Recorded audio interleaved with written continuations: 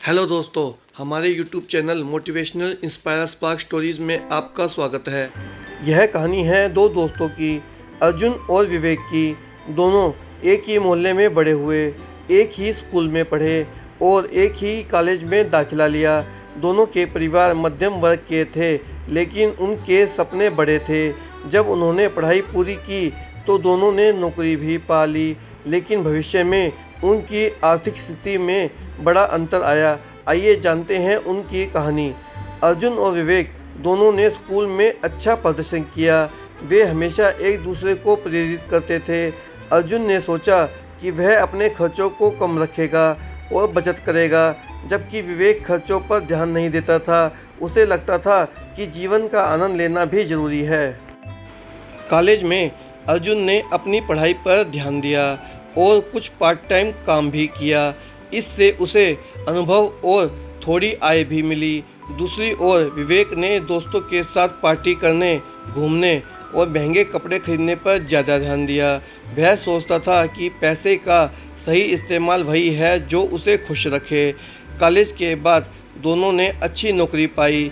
अर्जुन को एक mid size company में नौकरी मिली, जबकि विवेक को एक बड़े मल्टीनेशनल कंपनी में नौकरी मिली। शुरुआत में अर्जुन ने अपने खर्चों को नियंत्रित किया। वह हर महीने अपनी सैलरी का 30% बचाने लगा। विवेक ने अपनी सैलरी का अधिकांश हिस्सा फैशन और घूमने फिरने में खर्च कर दिया। कुछ वर्षों बाद अर्जुन ने अपनी बचत को सही जगह पर निवेश करना शुरू किया। उसने म्यूचुअल फंड्स और स्टॉक्स में निवेश किया, जो उसे अच्छे रिटर्न्स देने लगे। विवेक ने कभी भी निवेश की बात नहीं सोची। वह सोचता था कि जब ज़रूरत होगी तब वह फिर से कमाएगा। समय बीतने के साथ अर्जुन की फाइनेंशियल सिचुएशन बेहतर होती गई।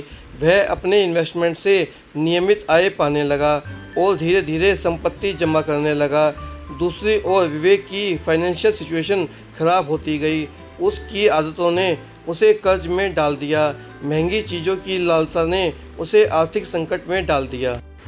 एक दिन विवेक को नौकरी से निकाल दिया गया। उसके पास बचत नहीं थी और वह कर्ज में डूबा हुआ था। उसने अर्जुन से मदद मांगी, लेकिन अर्जुन ने उसे समझाया कि उसे अपनी आदतें बदलनी होंगी। विवेक को एहसास हुआ कि उसका फिजूल खर्ची का तरीका ही उसकी समस्या का मुख्य कारण था। अर्जुन ने विवेक को सलाह दी कि वह अपने खर्चों पर नियंत्रण रखे और बचत करना शुरू करे। विवेक ने अर्जुन की सलाह मानी और उसने अपने खर्चों को कम किया, नौकरी की नई खोज शुरू की और धीरे धीरे अपनी फाइनेंशियल सिचुएशन सुधारने लगा। कुछ वर्षों बाद विवेक ने एक नई नौकरी पाई और अर्जुन की मदद से निवेश करना शुरू किया। उसने सीखा कि पैसे का सही इस्तेमाल कैसे करना है। इस बार उसने अपनी बचत का एक हिस्सा निवेश में लगाया। अर्जुन ने अपनी मेहनत और समझदारी से काफ़ी संपत्ति बना ली। अब वह एक सफल उद्यमी बन चुका था। विवेक ने भी अपनी मेहनत से एक स्थिर फाइनेंशियल सिचुएशन प्राप्त कर ली। दोनों दोस्त आज भी एक दूसरे का सम्मान करते हैं और एक दूसरे से सीखते हैं। यह कहानी हमें यह सिखाती है कि कैसे बचत, समझदारी से खर्च और निवेश से हम अपनी फाइनेंशियल सिचुएशन को सुधार सकते हैं। अर्जुन की कहानी यह दिखाती है कि मेहनत और सही निर्णय हमें सफलता की ओर ले जाते हैं। वही विवेक की कहानी हमें यह सिखाती है कि अगर हम अपनी आदतें बदलें तो हम भी अपनी ज़िंदगी में पॉजिटिव बदलाव ला सकते हैं। दोस्ती, मेहनत और सही फाइनेंशियल मैनेजमेंट से हम अपने जीवन में सफलता प्राप्त कर सकते हैं। अर्जुन और विवेक की कहानी हमें यह सिखाती है कि अपने खर्चों को नियंत्रित करना और निवेश करना कितना महत्वपूर्ण है। इसलिए हमेशा याद रखें, बचत आज, संपत्ति कल।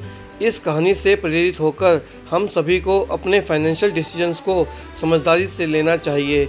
जीवन में सही मार्गदर्शन और अनुशासन से हम सभी अपने सपनों को सच कर सकते हैं।